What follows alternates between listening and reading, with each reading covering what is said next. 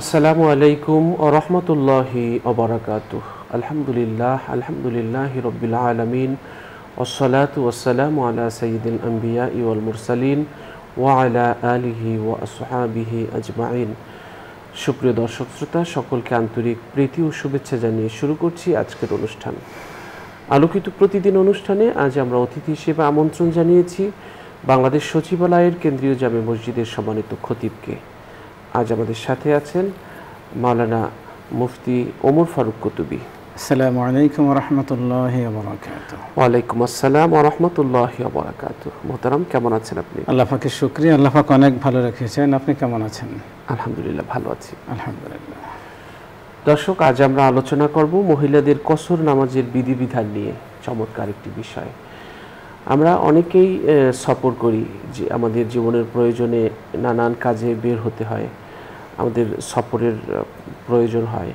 সে সফর অবস্থায় আমাদের নামাজগুলো কীরকম হবে, ফরজ নামাজ, সুন্নত নামাজ, বিতির নামাজ আমরা কিভাবে পড়ব, তার বিধান কি, এগুলো আমরা আসলে অনেক সময় আমাদের জানার আগ্রহ থাকে। তো সেই লক্ষ্যেই আজ আমরা এই বিষয়টি নিয়েছি। আমরা আজকে মহিলাদের সফরের ক্ষেত্রে শরীয়তের যে নির্দেশনা রয়েছে সেই নির্দেশনাগুলো আলোচনা করব। কসরের জন্য সফরের নিয়াত থাকা জরুরি কিনা এই বিষয়টি নিয়ে আমরা আলোচনা করব। কতটুকু দূরত্বে অবস্থান করলে, চলে গেলে সে মুসাফির হবে সে বিষয়টি নিয়েও কথা বলবো। সর্বোচ্চ কতদিন পর্যন্ত নামাজে কসর করা যাবে এ বিষয় নিয়েও কথা বলবো। চলুন আমরা সরাসরি মূল আলোচনায় যাচ্ছি। আমরা এই বিষয়টি নিয়ে মোহতারাম কুতুবী সাহেবকে আলোচনা করবার জন্য অনুরোধ করছি। জি মোহতারাম। জি আলহামদুলিল্লাহ, ওয়াসসালাতু ওয়াসসালামু আলা রাসূলিল্লাহ, আম্মা বা'দ। প্রাত্যহিক বিভিন্ন প্রয়োজনে, এমনকি দ্বীনি প্রয়োজনে আমাদের বিভিন্ন জায়গায় দূর দূরান্তে সফর করতে হয়, যাতায়াত করতে হয়। তো এক্ষেত্রে আমাদের মা বোন যারা আছেন তাদেরও এখন যাতায়াত করতে হয়। তো এক্ষেত্রে মূলত আমরা একেন্দ্রিক যে সফর কেন্দ্রিক বা সফরের যে নামাজ, কসরের নামাজ, এই কেন্দ্রিক যে মাসালাগুলো, বিধিবিধানগুলো, সেগুলো ইনশাল্লাহ আলোচনার প্রয়াস পাব। তো প্রথম কথা হলো যে কত দূর গেলে একজন নারী বা পুরুষের উপর কসরের বিধান আপতিত হয়, কসরের বিধান আসে, কতটুকু দূরটা কি এটি সম্পর্কে আরেকটু আচ্ছা। কসর বলা হয়ে থাকে সফর অবস্থায় শরীয়ত নামাজকে হালকা করে দিয়েছে। একজন মুসাফির, তিনি নারী হন বা পুরুষ হন, যখন তিনি শরীয়তের দৃষ্টিতে মুসাফির গণ্য হবেন, তখন তিনি জোহর, আসর এবং এশা এই 3 ওয়াক্ত নামাজ ফরজ 4 রাকাতের ক্ষেত্রে 2 রাকাত আদায় করবেন। এটাকে কসর বা সংক্ষিপ্তকরণ বলা হয়। কসর মানে সংক্ষিপ্তকরণ। 4 রাকাত বিশিষ্ট নামাজগুলো 2 রাকাত আদায় করতে হয়, এটাকে মূলত কসর বলা হয়। এছাড়া যেহেতু ফজরের নামাজ 2 রাকাত, তার 2 রাকাত বহাল থাকবে। মাগরিবের নামাজ 3 রাকাত, এটার কসর হয় না। বিতির নামাজ আদায় করতে হবে, সেটা 3 রাকাত, এর কসর হয় না। এছাড়া একজন নারী, তিনি ওয়াক্ত মতো নামাজ আদায় করবেন।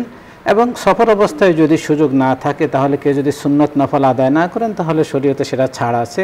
তবে সুযোগ পেলে যদি কেউ আমল করেন, সুন্নত নামাজ পড়েন, নফল নামাজ পড়েন, তিনি সওয়াব পেয়ে যাবেন। এবং পুরুষের জন্য জামাতে নামাজ আদায় পড়া সফর অবস্থাতেও জরুরি। যদি সুযোগ না থাকে তাহলে জামাত মাফ, কিন্তু সওয়াবটা যেন হাতছাড়া না হয় যদি সুযোগ থাকে। জি মোহতারাম, এখানে মুসাফির বলতে আমরা যে ভিখারি, যারা ভিক্ষা করে, তাদেরকে আমরা না বুঝি। এটা কিন্তু অনেকে বিভিন্ন সমাজে আসলে যারা অনেক সময় যারা পেশাদার ভিক্ষা প্রার্থী, যারা কিছু চেয়ে বেড়ান, মানুষের নিকট দাঁড়ে দাঁড়ে আসেন, মূলত দাঁড়ে দাঁড়ে যারা আসেন তাদেরকে কোনো কোনো এলাকায় মুসাফির বলা হয়। এই শব্দটা আসলে সুন্দর, যে কাউকে ভিক্ষুক বলা বা এই জাতীয় শব্দটা অনেকটা শোভনীয় নয়। এক্ষেত্রে অনেকে সম্মান করে মুসাফির শব্দ বলেন, তবে এক্ষেত্রে আমাদের শরীয়তে এটাকে মূলত মুসাফির বলা হয় না। শরীয়তের ক্ষেত্রে মুসাফির বলা হয় কোনো নারী বা পুরুষ, তিনি তার নিজ অবস্থান স্থল থেকে, অবস্থান বলতে 2 ধরনের, একটা হলো যেখানে তার জন্মস্থান বা যেখানে তিনি মূলত বসবাস করেন, এটা হলো স্থায়ী নিবাস, যেটাকে ওয়াতনে আসলি বলা হয়। আরেকটা হলো কোনো ব্যক্তি তার কর্মস্থল, অথবা নারী যদি স্বামীর থাকে স্বামীর সাথেই থাকেন, সেটা বাড়ির বাইরে অন্য কোথাও হতে পারে, স্বামীর কর্মস্থলে থাকেন, সেটাকে নিয়মিত যদি সেখানে থাকেন সেটাকে বলা হয় ওয়াতনে ইকামত, অস্থায়ী নিবাস, অস্থায়ী স্থায়ী নিবাস, মানে যেখানে অস্থায়ীভাবে দীর্ঘদিন যাবৎ থাকা হচ্ছে। তো এই ধরনের এই দুই জায়গার, অর্থাৎ নিজের জন্মস্থান স্থায়ী নিবাস অথবা কর্মস্থল অস্থায়ী নিবাস, এই জায়গা থেকে কোনো ব্যক্তি যদি শরীয়ী 48 মাইল বা তদূর্ধ্ব দূরত্বের কোনো জায়গা ভ্রমণের উদ্দেশ্যে বের হন, তখন নিজ শহরের সীমানা পেরিয়ে গেলেই তিনি মুসাফির বিবেচিত হবেন।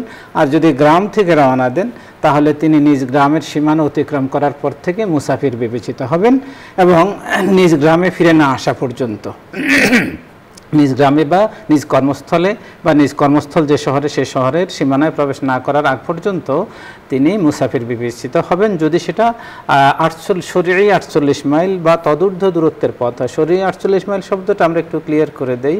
সাধারণ যে আমাদের মাইল সেটা 1760 গজে 1 মাইল হয়, আর শরীয়তের যে মাইল সেটা হলো 2000 গজে 1 মাইল হয়। শরীয়তের মাইল হলো 2000 গজে। এই হিসেবে শরীয়তের বর্তমান যে কিলোমিটারের হিসাব, এই হিসাবে 1.829 বা কোনো কোনো আলেমের মতে 1.855 মিটার, অর্থাৎ 1855 মিটারে এক শরীয়ী কিলোমিটার বিবেচিত হবে বা 1 মাইল বিবেচিত হবে। এই হিসেবে আমাদের সাধারণ যে 48 মাইল এটি কিলোমিটারের হিসেবে হয় 77 কিলোমিটার, আর শরীয়তের যে 48 মাইল এটা কিলোমিটারের হিসেবে আলেমদের দুইটা মত আছে। একটা মত হলো প্রায় 87 কিলোমিটার, আরেকটা হলো 89 কিলোমিটার। কেউ কেউ অধিক বর্ণনা করেছেন। তো মূলত যদি 77 কিলোমিটার পথ হয়, অনেক আলেম এটাকেও মানদণ্ড ধরেছেন যে 77 কিলোমিটার বা তার অধিক পথের দূরত্বে যিনি ভ্রমণ করলেন তিনি নিজ গ্রামের সীমানা বা নিজ শহরের সীমানা অতিক্রম করার পর থেকে মুসাফির বিবেচিত হবেন, আবার নিজ গ্রাম বা শহরের সীমানায় ফিরে না আসা পর্যন্ত। মোহতারাম, অনেকে বিভিন্ন প্রয়োজনে ঢাকা থেকে বরিশাল, ঢাকা থেকে খুলনা, ঢাকা থেকে চট্টগ্রাম, ঢাকা থেকে সিলেটে নারীদের যেতে হয়। তো সেক্ষেত্রে কোনো নারী কি একা সফর করতে পারবে কিনা গাড়িতে, এবং সফর করলে সে কতদিন সেখানে সফর অবস্থায় মুসাফিরের নামাজ পড়তে পারবে? আচ্ছা, এখানে কয়েকটা প্রশ্ন একসাথে হয়ে গেছে। একটা হলো যে নারীদের সফরের বিধানটা, আসলে নারীদের জন্য শরীয়তের মূল নির্দেশনা যেটা কোরআনুল কারীমে আল্লাহ পাক নির্দেশ দিয়েছেন সূরা আহজাবে, ওয়াকারনা ফি বুয়ুতিকুন্না, হে নারীরা তোমরা ঘরে অবস্থান করো। তো নারীদের জন্য ঘরে অবস্থান করা ওয়াজিব, একান্ত প্রয়োজনে তারা ঘরের বাইরে যাবেন। দ্বিতীয় হলো যেটা, নারী যদি সফর করেন তাহলে তিনি সাথে অবশ্যই একজন মাহরাম স্বামী অথবা মাহরাম থাকতে হবে। স্বামী তো আমরা সবাই বুঝি, মাহরাম বলা হয় সে সকল পুরুষকে যাদের সাথে উক্ত নারীর বিয়ে বৈধ নয়। পিতা, আপন ভাই, চাচা, আপন মামা, এই ধরনের যারা তাদেরকে মাহরাম বলা হয়। এই জাতীয় কোনো একজন প্রাপ্তবয়স্ক মাহরাম সঙ্গী থাকতে হবে নারীদের সফরের ক্ষেত্রে। এরপরে যে বিষয়টা, যে নারী যদি এমন হন যে তিনি অনেক দূরের সফর পরিমাণ পথ ভ্রমণ করে সেখানেই থাকেন, যেমন একজন নারীর বাড়ি হয়তো বা সিলেটে, তিনি ঢাকায় এখানে অবস্থান করেন বা এখানে পড়ালেখা করেন, অথবা তিনি এখানে কোনো বৈধ চাকরি বাকরিতে তিনি জড়িয়ে আছেন, তাহলে দেখা গেল যে তিনি এখানে অবস্থান করছেন। এক্ষেত্রে শরীয়তের বিধান হলো তিনি যখন যাতায়াত করবেন, মাঝপথে থাকবেন, তখন অবশ্যই তার সাথে একজন মাহরাম থাকতে হবে। স্বামী অথবা মাহরাম পুরুষ ব্যতীত নারীদের সফর করা শরীয়ত অনুমোদিত নয়। সহিহ বুখারীর বর্ণনায় এসেছে, নবীজি সাল্লাল্লাহু আলাইহি ওয়াসাল্লাম বলেন, লা তুসাফিরুল মারআতু ইল্লা মা'a যি মাহরামিন, কোনো নারী মাহরাম পুরুষ ব্যতীত একাকী সফর করবে না। এটা ওলামায়ে কেরাম বলেছেন সর্বনিম্ন গুনাহ হলো মাকরুহে তাহরিমা। আর বর্তমান ফিতনার যুগে একাকী সফর করা কিছুতেই উচিত নয়। যদিও আমাদের যাতায়াত এখন অনেকটা সহজ, এখন আমাদের বিমান আছে, ট্রেন আছে, লঞ্চ আছে, বাস আছে, তো যাতায়াত অনেকটা সহজ হয়ে গেলেও কিন্তু ফিতনা তার সাথে পাল্লা দিয়ে বহু গুণে বেড়ে গেছে এবং ফিতনা এখন বৈচিত্র্যময়। সুতরাং নারীদের জন্য একাকী সফর করা শরীয়ত অনুমোদন করে না। তবে সফর করার পরে তিনি যদি সেখানে অবস্থান করেন, যেমন কোনো ছাত্রী, তিনি ছাত্রী হোস্টেলে অবস্থান করেন, এক্ষেত্রে শরীয়তের বিধান হলো যদি অভিভাবক সম্মতি দেন এবং সেখানে যদি তার পর্দা এবং নিজের নিরাপত্তার নিশ্চয়তা থাকে তাহলে তিনি সেখানে অন্য নারীদের সাথে অবস্থান করতে পারবেন, কিন্তু একাকী নয়।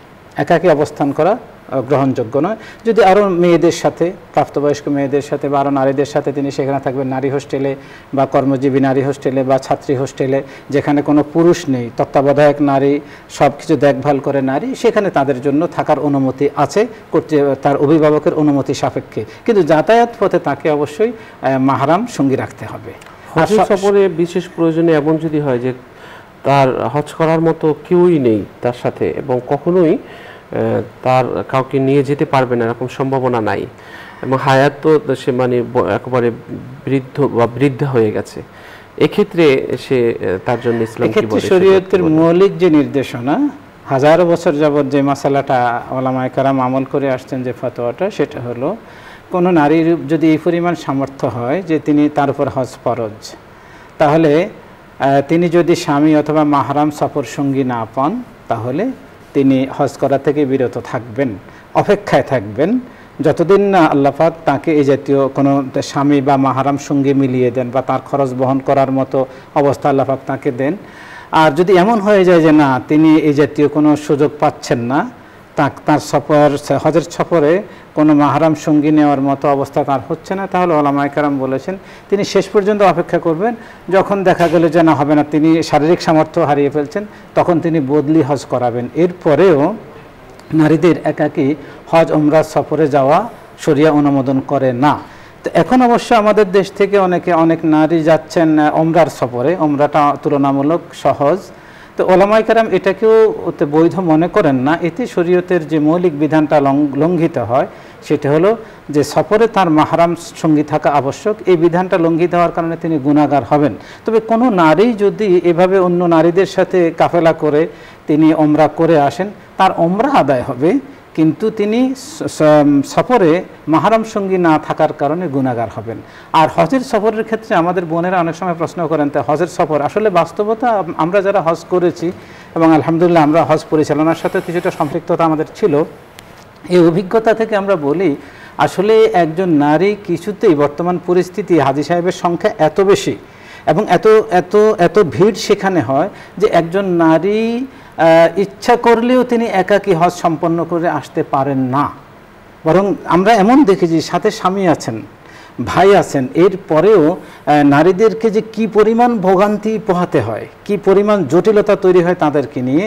তো যেখানে এই স্বামীর সাথে থাকা সত্ত্বেও বা একজন ছেলের সাথে থাকা সত্ত্বেও দেখা গেল যে একজন নারী হজ, এখন যে ভিড়, লাখ লাখ হাজী সাহেবের যে ভিড়, যে সময় গাড়ি পাওয়া যায় না, মিনা মুজদালিফা আরাফা যাতায়াত যে কঠিন, যে পরিমাণ গরম, পানি পাওয়া যায় না। আবার দেখা গেল যে সম্ভবত 24 সনের হজে 600 জনের মতো হাজি মারা গেলেন। এই যে বিষয়টা, এই বিষয়গুলো যদি কেউ বাস্তব চিত্রটা কল্পনা করেন, তাহলে কোনো নারী একা হজে যাবেন এটা তিনি কল্পনাই করতে পারেন না। এটা আমরা শরীয়তের বিধানের বাইরে বললাম। হ্যাঁ, এরপরেও যদি কেউ একাকী হজ করতে যান, শরীয়তে এটা অনুমোদন করে না। এতে তিনি যাতায়াত পথে সফর সঙ্গী না থাকার কারণে গুনাহগার হবেন। আবার যদি সেখানে গিয়ে কোনো কারণে তার পর্দা লঙ্ঘিত হয় বা কোনো গায়রে মাহরাম পুরুষের সাহচর্য তাকে নিতে হয় বা স্পর্শ নিতে হয়, তাহলে সেজন্য তিনি পৃথক পৃথকভাবে গুনাহগার হবেন, অর্থাৎ হজও হবে, গুনাহও হবে। এই জন্য সেটা জটিল। আমরা যদি কোনো নারী সফর অবস্থায় মুসাফির হয়, তাহলে তার নামাজ পড়ার বিধানটা কী রকমের হবে? এবং আরেকটি প্রশ্ন, যে সেখানে নামাজে এমন ব্যবস্থা যে একই জায়গায় উজু করার ব্যবস্থা নারী পুরুষের, তাহলে সেখানে সে উজু করবে, মানে তায়াম্মুম করবে না উজু করবে? আচ্ছা, সুন্দর, এটা জরুরি প্রশ্ন। আপনার আরেকটা প্রশ্ন অংশ রয়ে গেছে, সেটা হলো যে কতদিন পর্যন্ত কসর নামাজ পড়া যাবে। এটা হলো শরীয়তের বিধান হলো কোনো মুসাফির, তিনি নারী হন বা পুরুষ হন, তিনি তার গন্তব্যে পৌঁছার পরে, সফর পরিমাণ যে দূরত্ব, এর দূরত্ব পেরিয়ে গন্তব্যে পৌঁছার পরে তিনি সেখানে তখন যদি সিদ্ধান্ত নিতে পারেন যে তিনি একটানা কতদিন থাকবেন, যতদিন পর্যন্ত তিনি কোনো সিদ্ধান্ত নিতে পারবেন না ততদিন পর্যন্ত তিনি সেখানে মুসাফির বিবেচিত হবেন এবং নামাজ কসর করবেন।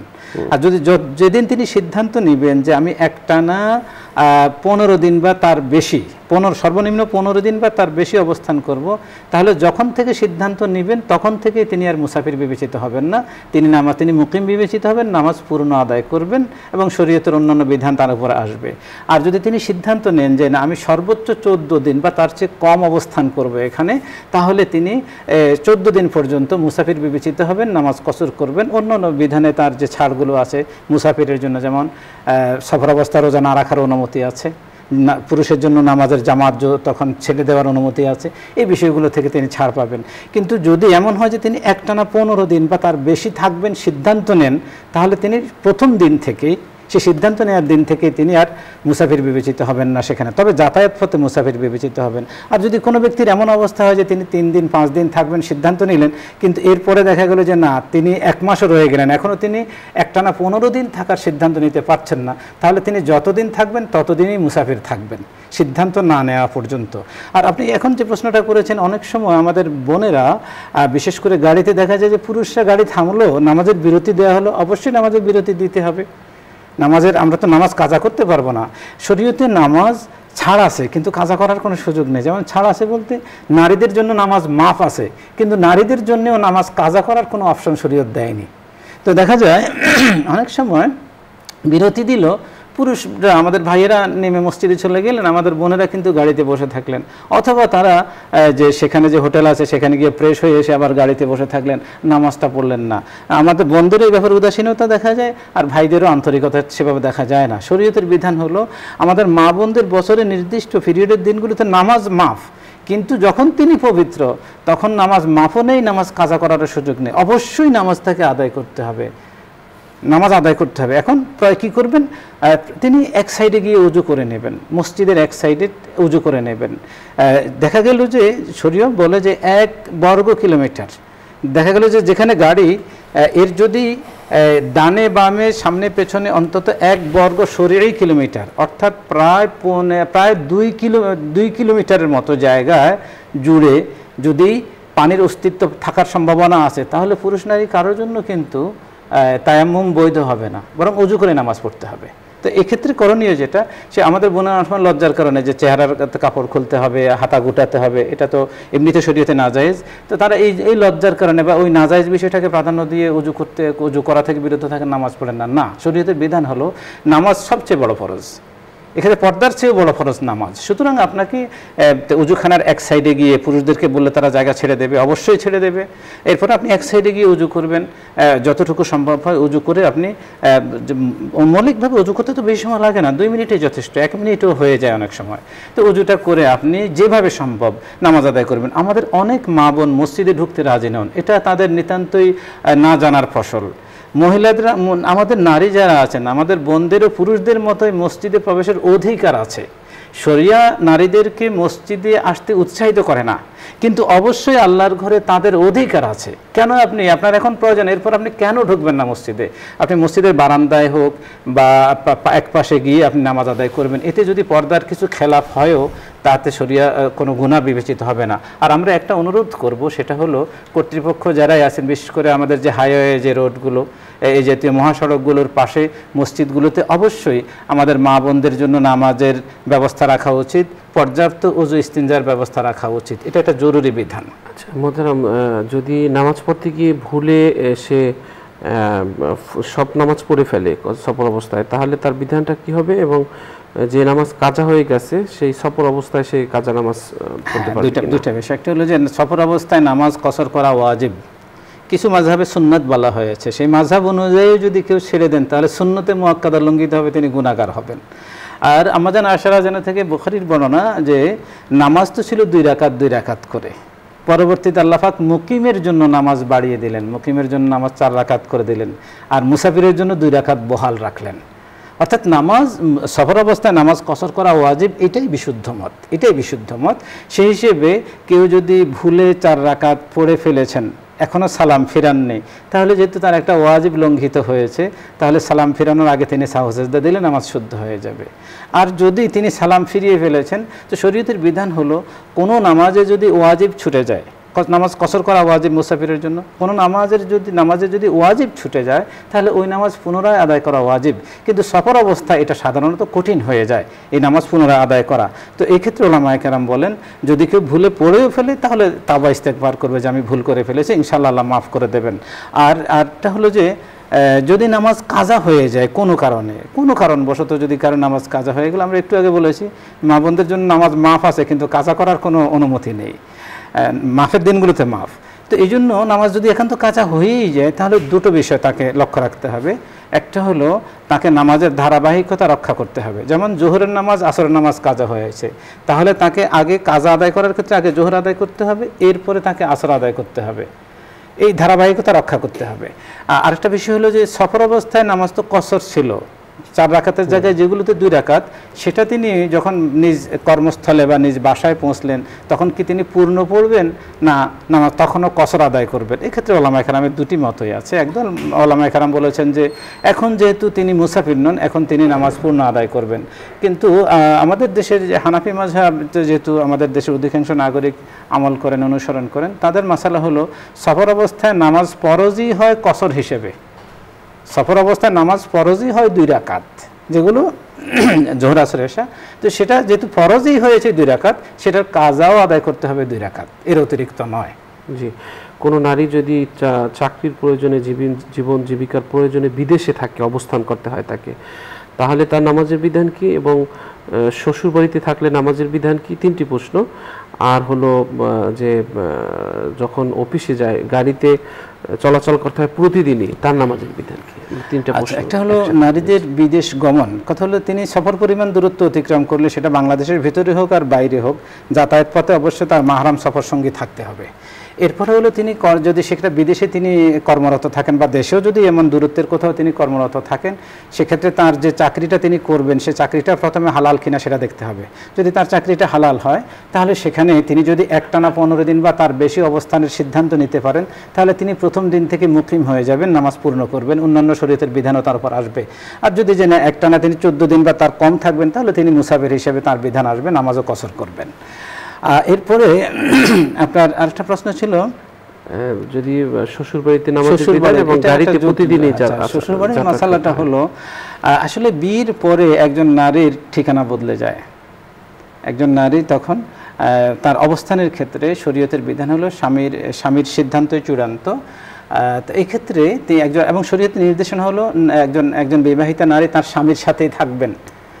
একজন বিবাহিতা নারীদেরকে স্বামী থাকবেন কর্মস্থলে আর স্ত্রীকে রাখবেন তার গ্রামের বাড়িতে, এটা শরিয়া মূলত এভাবে উৎসাহিত করে না, বরং স্বামী স্ত্রী একসাথে থাকবেন, এটাই শরীয়তের নির্দেশনা।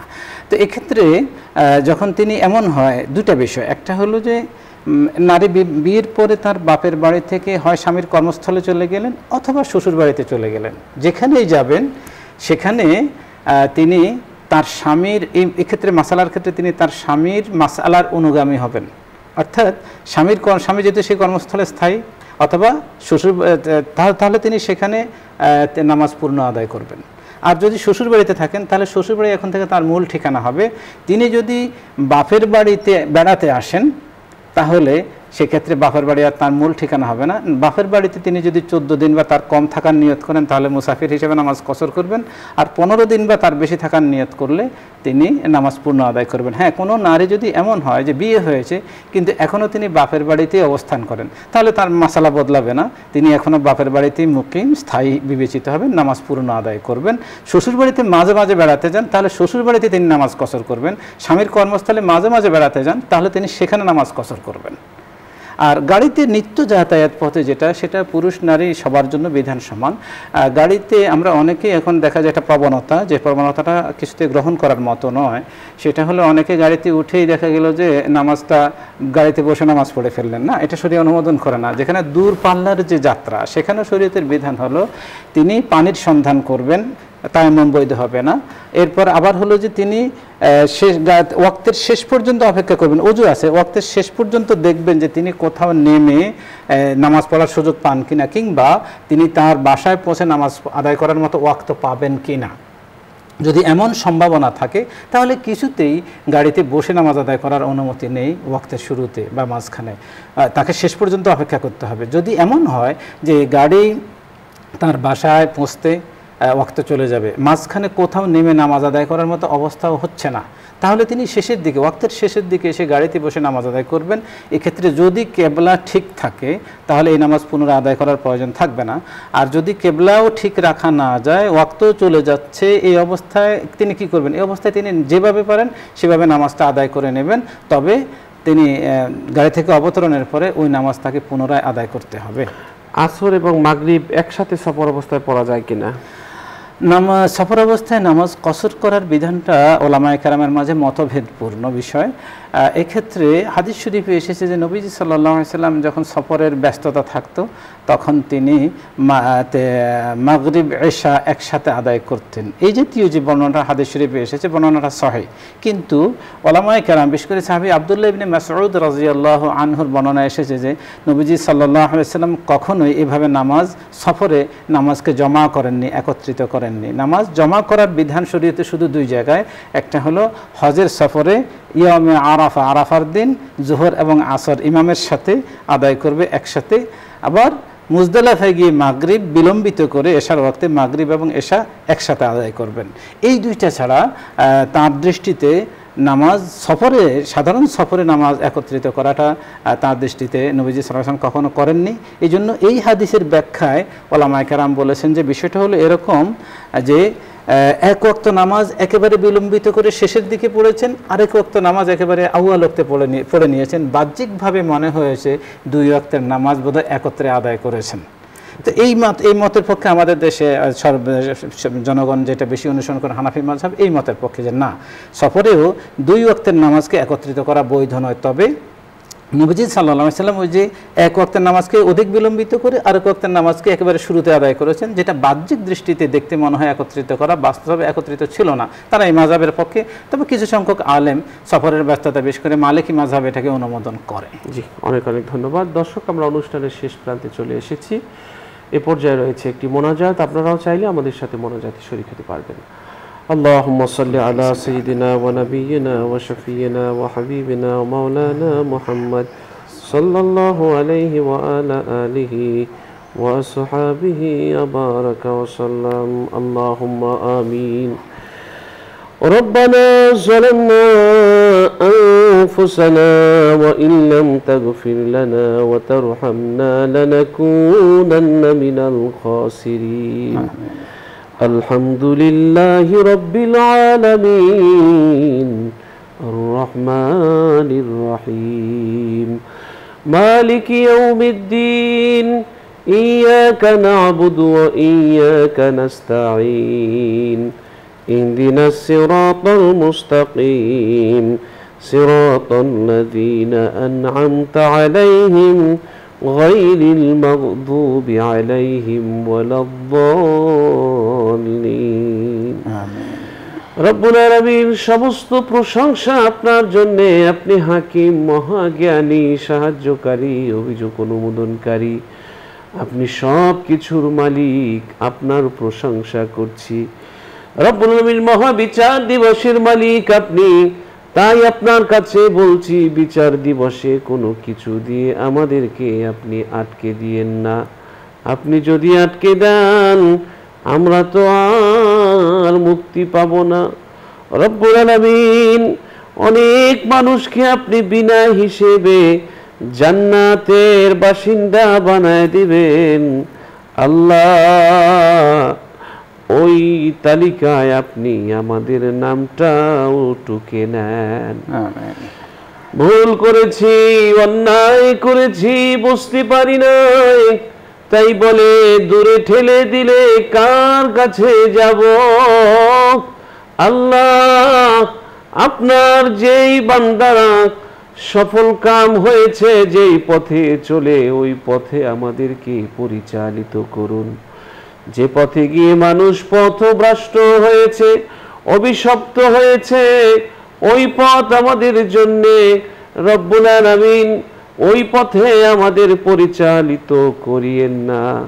ওই পথ থেকে আমাদেরকে হেফাজত করুন রব্বুল আলামিন। আমাদের হায়াতে বরকত দিন, রিজিকে বরকত দিন, দৌলতে বরকত দিন, সব কিছুতে বরকত নাজিল করুন। রব্বুল আলামিন সকল প্রকার প্রতিবন্ধকতার চড়াই উতরাই পেরিয়ে আমরা আমাদের ইমানের পূর্ণ নেক মুমিন হতে পারি, মুমিন মুত্তাকি পরহেজগার হতে পারি, সেই তৌফিক আমাদেরকে নসিব করুন। এই অনুষ্ঠানের পৃষ্ঠপোষক বসুন্ধরা গ্রুপের চেয়ারম্যান, আল্লাহ তাকে নেক হায়াতে তৈয়বা দান করুন। বসুন্ধরা গ্রুপের সবগুলো প্রতিষ্ঠানকে কবুল আর মঞ্জুর করুন। রব্বিরহামহুমা কামা রব্বায়ানি সগীরা। সুবহানা রাব্বিকা রব্বিল ইজ্জাতি আম্মা ইয়াসিফুন ওয়া সালামুন আলাল মুরসালিন ওয়ালহামদুলিল্লাহি রাব্বিল আলামিন।